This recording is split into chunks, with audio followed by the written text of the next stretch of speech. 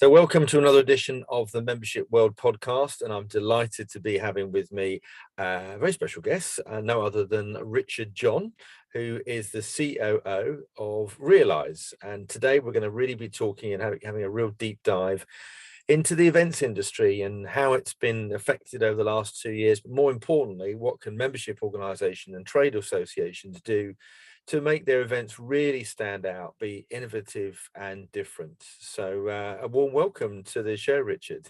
Thank you very much for having me. Yeah, it's a pleasure. So before we get into this sort of interesting topic, perhaps you'd just be great if we could just get a bit of a background on what you've done and where you've arrived at now. Of course. I've spent, God forbid, 30 years in the events industry, and I've had a lot of fun.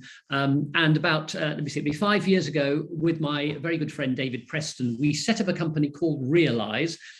And initially, it was to deliver the new event apprenticeship to an unsuspecting world. And it was interesting because we were talking to a lot of your members, a lot of the trade associations about why they should consider taking an event apprentice. Traditionally, you can go to university and study event management if you want to. There's a big philosophical argument about whether that is the best way to learn a skill that is often very much about hands-on. So over the past 4 years, we have delivered about 80 event apprentices. But since the thing that we mustn't mention, the pandemic, then of course what's happened is we've had to, cliche alert, pivot, and we have been delivering and supporting organizations in delivering online events. And we've had a fantastic time. Our turnover's gone up 400%. And I don't say that to boast. No, perhaps I do say that to boast, but also because I wanted to say that in an industry that has had a very, very bleak time, it's not all bad news. Yeah, no, that's great. Have you got your WhatsApp open or something? Is there anything coming in that is coming into your... I just keep hearing a bleep every now and again, and I'll close it. Let me close WhatsApp. I have it on my computer and my phone, but have muffled it. So. That's all right. Perfect. Okay, great. So I know we don't really want to be talking too much about the pandemic, but give us a sense of what's happened in the events industry and what sort of trends that because you set this innovation awards thing up, didn't you, a little while ago, and that was really inspiring. So what's your perspective on what's happened, and where do you think the future of great events is going? Well, it's certainly been an interesting time. And I know in the past, you've interviewed people who provide speakers. And there's this cadre of speakers who will come along and they call themselves, futurists? And they stand on stage and they tell us what the next 10 or 20 years is going to look like. I've seen many of them. They're quite entertaining. But I think one of the things that COVID has taught us, especially for the events industry, is that you are pretty much doomed to fail if you try and predict what's going to happen. Now, I know I'd love to give some advice to your listeners.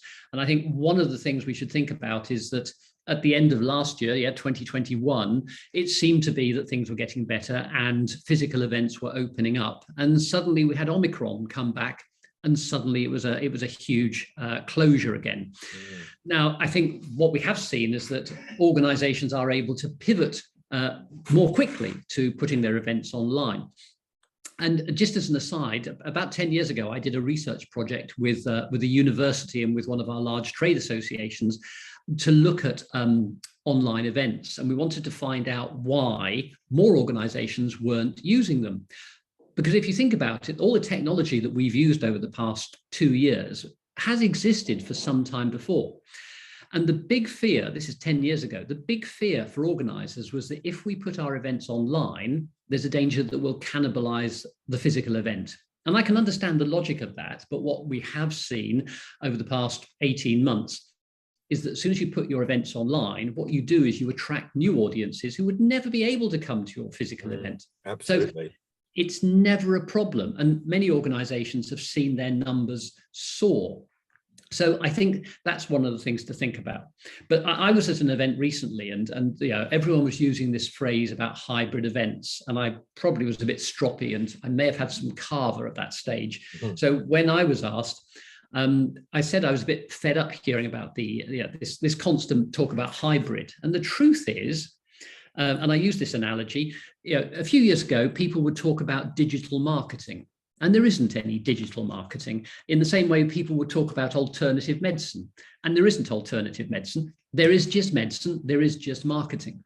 And in the same way, the future is there will be events. And consumers will decide how they want to consume them. And organizers have to respond to that demand. Now, whether that means that the event is, as we would say, hybrid, in the part of it's going to be streamed online and part of it's going to be physical, well, that will be for the clients to decide. So, I think it's very difficult to say this is what the future is going to look like. What we have seen is a huge hunger for people to go back to face-to-face meetings. And at the same time, there is absolutely no drop-off in the demand for online events. I'm sorry, that was a long-winded way of saying, I don't know what's going to happen. No, but I think what is interesting is we've learned a lot from it, haven't we? Innovation is starting to play a big part in the way that we use apps, for example, and that now we're using data in a much more strategic way. I mean, people used to just, exhibit at events because they always did. And I think now, the tree's been shaken, hasn't it? And people are starting to now look at how they invest their marketing budgets. And you're absolutely right. I detect from my own side that there is a desire for people to go back to physical events, but I think in a different way. Do you agree? People are, it's not just let's just go back to the way we had it. I think people are much more discerning about what they want from an event now. Do you agree? I would certainly agree with that. I think one of the things we've learned from the pandemic is that people can, when it comes to an online event, people will choose to dip in and out, and they will choose to consume the content they want to and in the way they want to. And of course, we're not used to doing that. If, for example, you go to an industry exhibition, you have to set aside big swathes of time and accept that you will be going around an exhibition hall, dipping in and out of seminars, talking to exhibitors, and you have to set aside a day of your time. And that, precisely as you say, that seems to have changed. People understand that they can get, great content very quickly. I struggle to get to grips with many of the apps that are coming to the fore. But I was talking to the digital director of one of the world's biggest publishing groups, and she was telling me that they are looking with great enthusiasm at TikTok.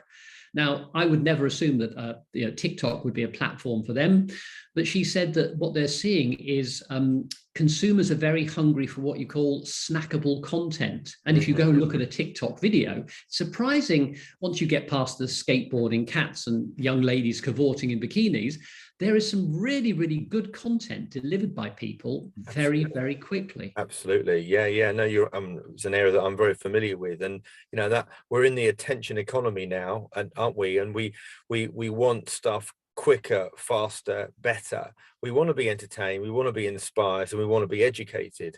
And in a way, obviously, I'm very close to the events industry myself, as we both are, but I was a little bit disappointed in going back to some of them, and I felt like not much had changed, and I'd hoped for a more a slightly different approach, and maybe that's still to come.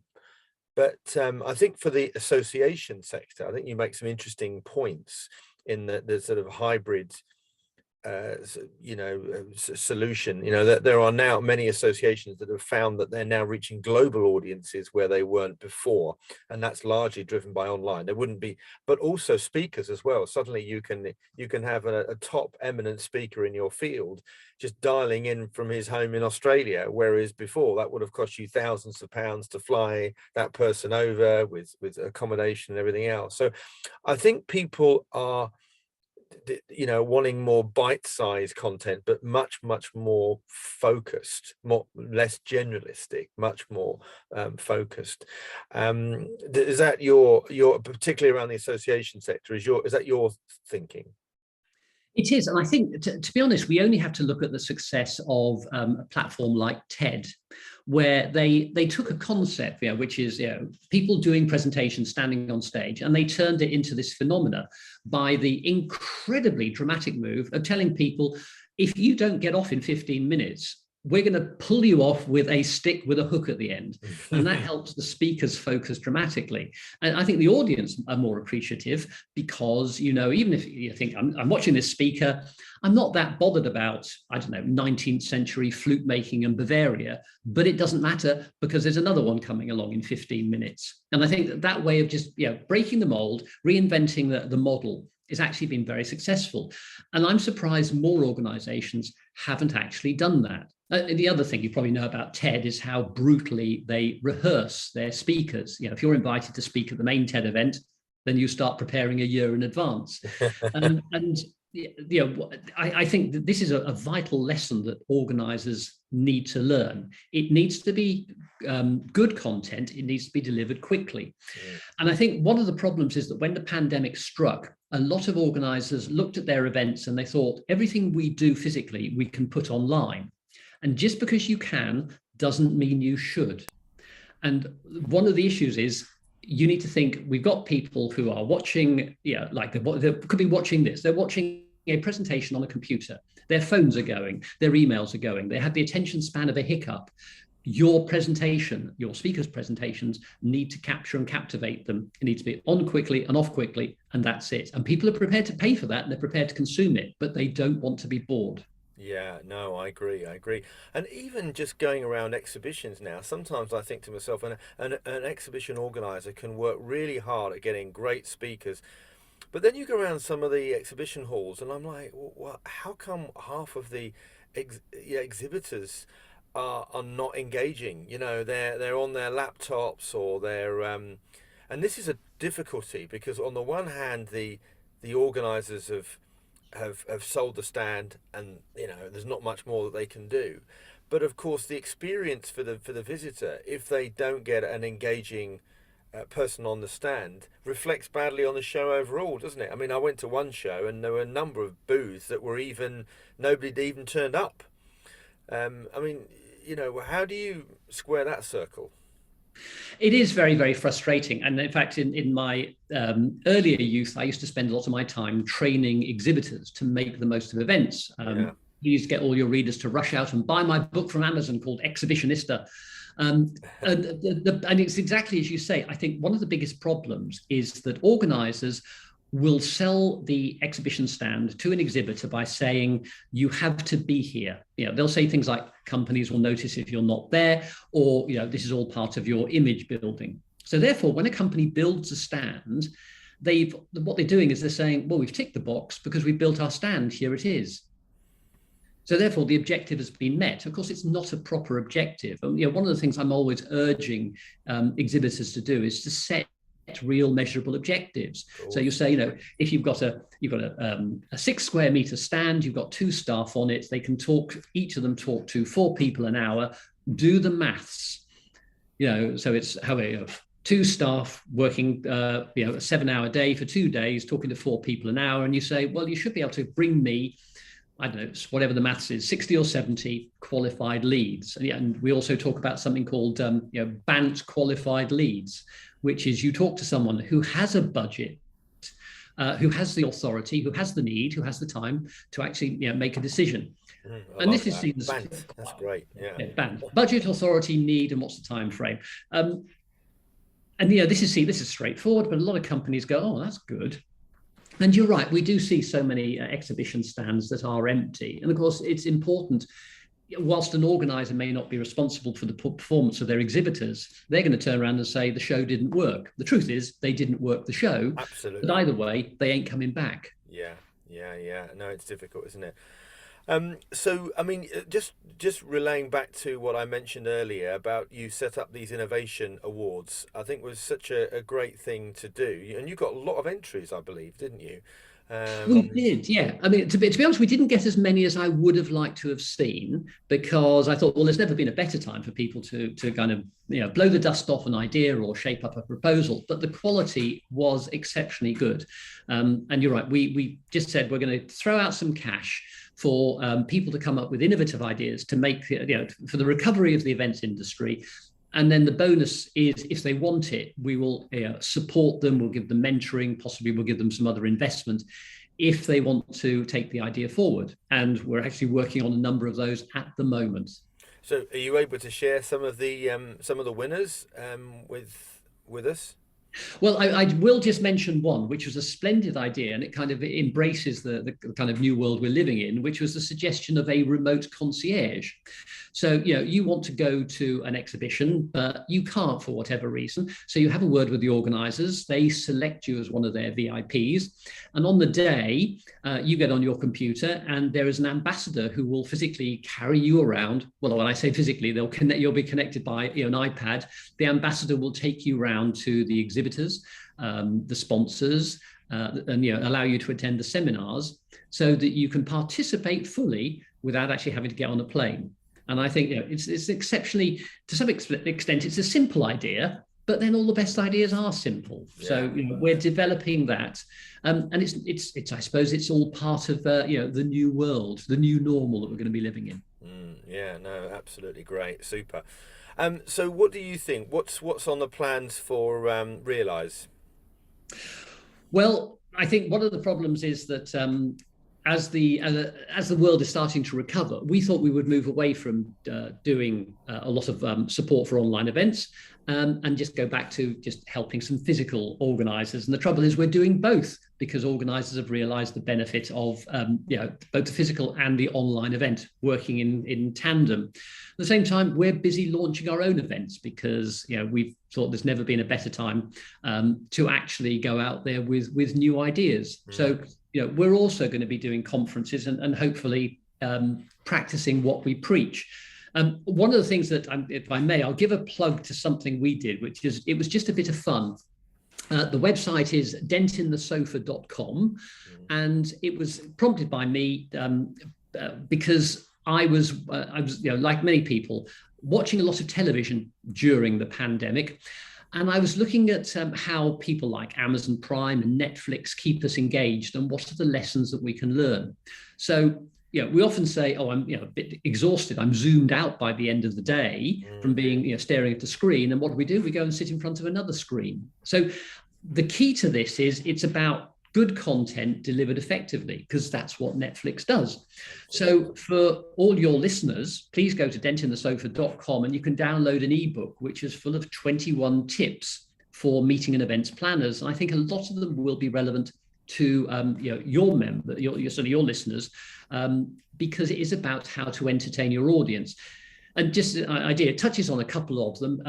One of the problems, when you go to a conference, and there's always this thing about someone who comes on and talks about who they are, what they do, and where a bit about their company. Now, that's fine for a physical event, because we're sitting there and we can't go anywhere. The truth is, on a virtual event, if someone is doing that, you're bored and you'll just turn off. So my suggestion is, when you're a speaker, you just have to go out there and say something captivating, say something controversial, but don't hang around. Get on with the content. Just get in there and get people captivated. Yeah, no, that's really sound advice. Well, Richard, I must admit, I've really enjoyed it today, and thank you so much for your insightful comments. And if people want to find out more about you, other than the Dent in the Sofa, is there any other contact details you need to leave with our listeners? Just if anyone would like to have a chat about anything, I'm always up for a cup of coffee over a Zoom, or you never know, getting together physically. So email me, richard.john@realise.me.uk. Lovely. Thank you, Richard, and thank you for joining us today. Absolute pleasure. Thanks for having me.